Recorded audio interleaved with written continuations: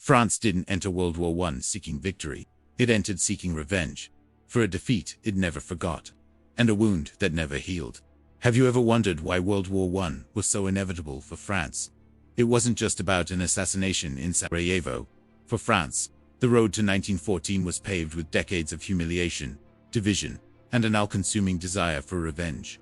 Let's rewind to 1871. The Franco-Prussian War ends in a catastrophic defeat for France. Not only do they lose the territories of Alsace and Lorraine, but the ultimate insult happens right in their own backyard. The German Empire is proclaimed in the Hall of Mirrors at the Palace of Versailles, the very symbol of French power and prestige. Imagine a foreign empire being declared in your most sacred national monument. This wasn't just a military loss. It was a deep, psychological wound and national trauma that would fester for over 40 years. This humiliation gave birth to a powerful political movement known as revanchism, from the French word for revenge. The idea of reclaiming Alsace-Lorraine became a national obsession. It was taught in schools, sung about in songs, and depicted in art. Children grew up seeing maps of France draped in black over the lost provinces. A constant, somber reminder of what was taken. This wasn't just political rhetoric.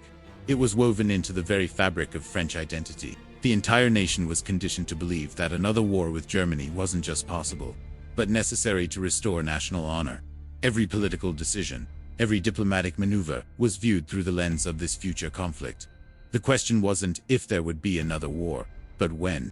But while France was outwardly united in its desire for revenge, inwardly, it was a nation tearing itself apart.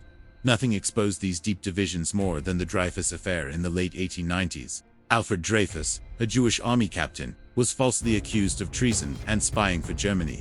The evidence was flimsy, later proven to be forged, but that didn't matter. He was convicted in a wave of anti-Semitic and anti-German hysteria. France split into two camps: the Dreyfusists, who believed in his innocence and the principles of justice and republicanism, and the anti-Dreyfusists, who, driven by nationalism and prejudice, insisted on his guilt to protect the army's honor. This affair wasn't just about one man. It was a battle for the soul of France. It pitted neighbor against neighbor, family against family, and revealed a society deeply fractured along lines of religion, class, and ideology.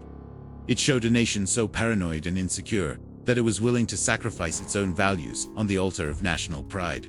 These internal and external pressures created a perfect storm. As the new century dawned, Europe was a web of complex alliances. France, feeling isolated and threatened by a powerful Germany, formed the Triple Entente with Russia and Great Britain.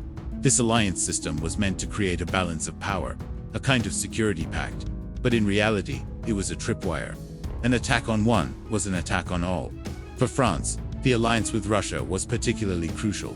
They poured billions of francs into modernizing the Russian army and building railways to its western border. Why? So that if war came, Germany would be forced to fight on two fronts, splitting its forces and giving France a fighting chance. This wasn't just a defensive strategy. It was an offensive enabler. It made the prospect of war less daunting and, for some, even more appealing. This brings us to Plan 17. This was France's secret war plan, developed in the years leading up to 1914. And it was pure, unadulterated The plan was deceptively simple. At the outbreak of war, the French army would launch an immediate, all-out offensive straight into their lost provinces of Alsace and Lorraine. It was a plan built entirely on the concept of élan vital, or vital spirit. The French leadership believed that the sheer courage and fighting spirit of the French soldier, fueled by the desire for revenge, would be enough to overwhelm the Germans. They envisioned a swift, decisive victory. Tactical considerations, defensive strategies, and the realities of modern industrial warfare, with its machine guns and heavy artillery, were almost completely ignored. It was a romantic, dangerously optimistic plan that prioritized national honor over military pragmatism. It was a gamble, a desperate roll of the dice, to erase the shame of 1871 in one glorious charge. When the summer of 1914 arrived and the crisis in the Balkans spiraled out of control, France wasn't a reluctant participant dragged into war. It was a nation that had been preparing for this moment for over 4 decades. The assassination of Archduke Franz Ferdinand was the spark, but the powder keg had been filled years ago in Versailles.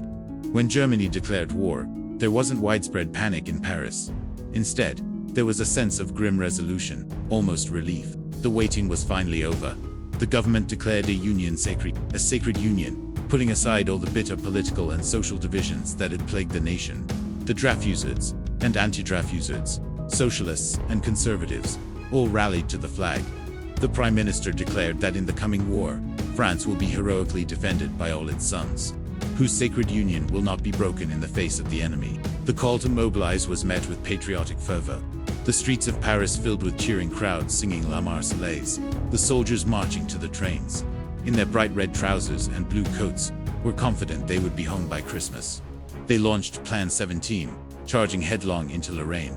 The result was an unmitigated disaster. The French Elan Vital was no match for German machine guns. In a matter of weeks, the French army suffered hundreds of thousands of casualties in what became known as the Battle of the Frontiers. The dream of a swift, glorious victory died in the fields of northeastern France.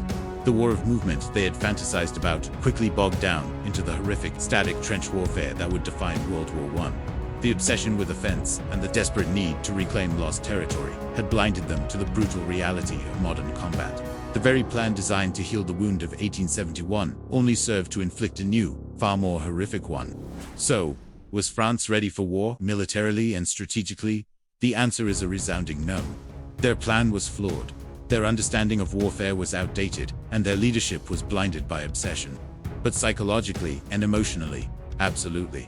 France in 1914 was a nation that believed it had no other choice. The humiliation of 1871, the internal strife of the Dreyfus Affair, and the relentless drumbeat of revanchism had created a national consciousness where war seemed not only inevitable but righteous.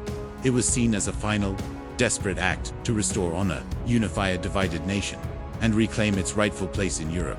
The tragedy is that the victory they eventually achieved in 1918 came at a cost that no one could have ever imagined. It left France with over 1 million dead, a shattered landscape, and new, deeper scars that would shape its destiny for the rest of the 20th century.